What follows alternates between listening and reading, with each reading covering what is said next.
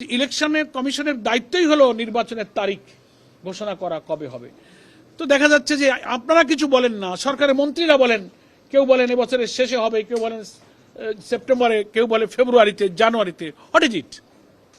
তো ওনারা এটা আমাদের এই অবজেকশনটাকে মেনে নিলেন, বলে আমরা কি করব বললে আপনারা মানবেন না, আপনারা ওনাদের দৃষ্টি আকর্ষণ করবেন।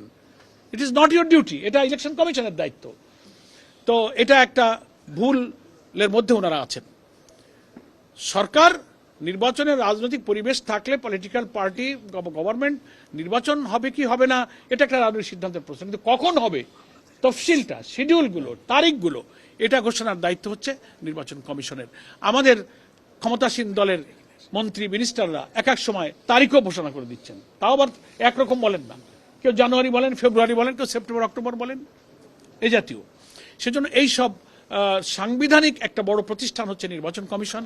আমরা বলেছি যে আপনাদের বাংলাদেশের সংবিধান কিন্তু ইলেকশন কমিশনকে বিরাট পাওয়ার দিয়েছে, অনেক ক্ষমতা দিয়েছে, সেটা আপনারা এক্সারসাইজ করছেন না।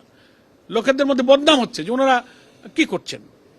এবং আজকে প্রসঙ্গক্রমে আমাদের ডেলিগেশনের পক্ষ থেকে প্রশ্ন তোলা হয়েছে যে কোর্টের চট্টগ্রামের ওই যে ফটিকছড়ির সরোয়ার আলম, তার ব্যাপারে আলমগীর, তার ব্যাপারে কোর্ট রায় দিল, মানে সকালে রায় হয়ে পড়লো, জাজমেন্টে অর্ডার হয়ে পারলো না, 2-4 ঘন্টার মধ্যে এখান থেকে গেজেট জারি হয়ে শপথ হয়ে গেল।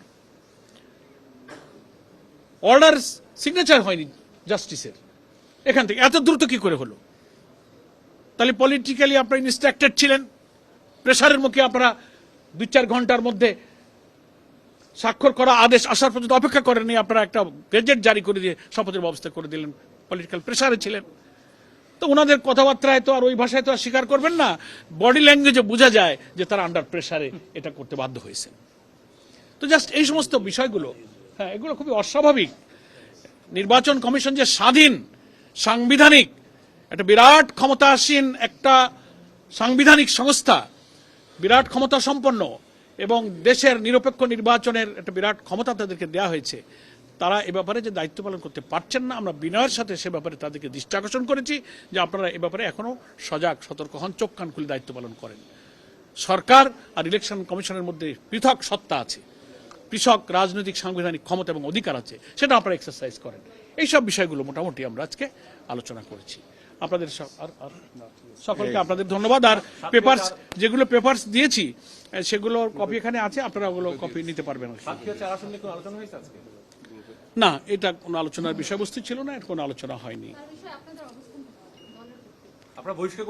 আমরা বহিষ্কার করেছি। পদত্যাগের বিষয় তো সে ব্যক্তি, ইলেকশন কমিশন স্পিকার এবং সেই ব্যক্তি, এগুলো তাদের, এটা দলের বিষয় না। যেহেতু তিনি দল থেকে বহিষ্কৃত, তাই বহিষ্কৃতের অর্থ হলো তিনি আমাদের দলে নাই, তাকে তো আর আমরা আর কোনো ইনস্ট্রাকশন দিতে পারি না। কিন্তু আপনাদের পক্ষ থেকে তাকে পদত্যাগ করতে বলা হয়েছিল কিনা, কিংবা আপনারা চান কিনা? না, আমাদের পদত্যাগের চেয়ে বহিষ্কারই আমাদের বড় সিদ্ধান্ত। আমাদের দলের সংবিধানের আর্টিকেল 62 অনুযায়ী একটা ব্যক্তির কোনো অপরাধ তদন্তে প্রমাণিত হলে সর্বোচ্চ শাস্তি হচ্ছে দল থেকে বহিষ্কার, এবং সেটা আমরা মিডিয়া করেছি, পাবলিক করেছি। এর উপরে আর কিছু বলার থাকবে না।